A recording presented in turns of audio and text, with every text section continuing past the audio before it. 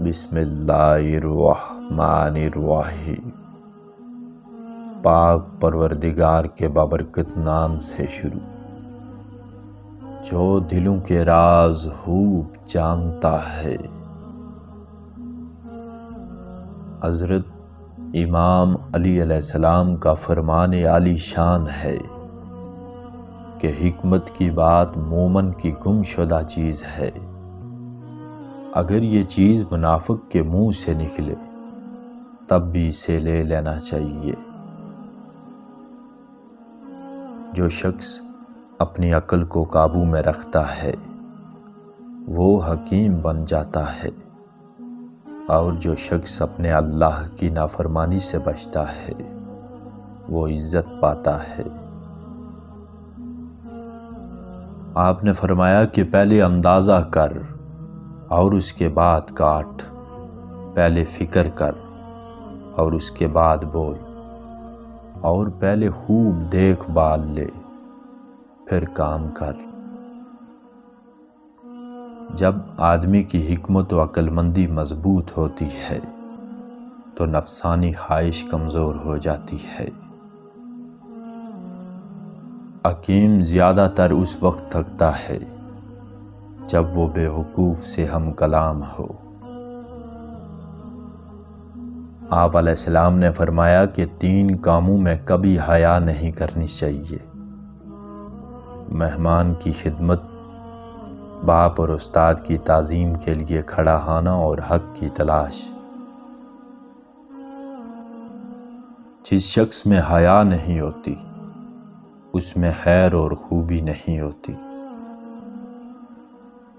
جو شخص اپنے اقوال میں حیا کا ساتھ رکھتا ہے وہ اپنے افعال میں بھی اس سے دور نہیں ہوتا۔ حیا آنکھ نیچے رکھنے کا نام ہے اور صاف ستھرا رہنا عین دانائی ہے۔ حیا سب خوبیوں کی کنجی ہے اور بے حیائی برائی کی نشانی ہے۔ حیا محرومی کے ساتھ اور کوشش کامیابی کے ساتھ جکڑی ہوئی ہے۔ مومن کو چاہیے کہ جب اسے اللہ تعالیٰ کی نافرمانی کا خیال آئے تو پروردگار سے حیا کرے اور اس سے شرمائے۔ حیا کا کرتا اور وفاداری کی زرہ پہن لو، اور دنیا فانی سے آخرت باقی کے لیے کچھ حاصل کر لو۔ اکثر حیا آدمی کے ایمان کی دلیل ہے، اور کثرت سے سوال کرنا انسان کے لیے محرومی کا باعث ہے۔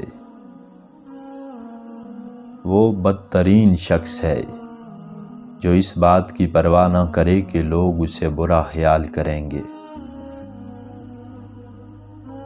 6 چیزیں ایسی ہیں کہ جن سے آدمی کے اخلاق کی جانچ ہو سکتی ہے، اور وہ 6 یہ ہیں: رضا، خوف، غضب، امن، منع اور رغبت۔ جو شخص اپنے ماں باپ کے ساتھ نیک سلوک کرتا ہے اس کی اولاد اس کے ساتھ نیک سلوک کرتی ہے۔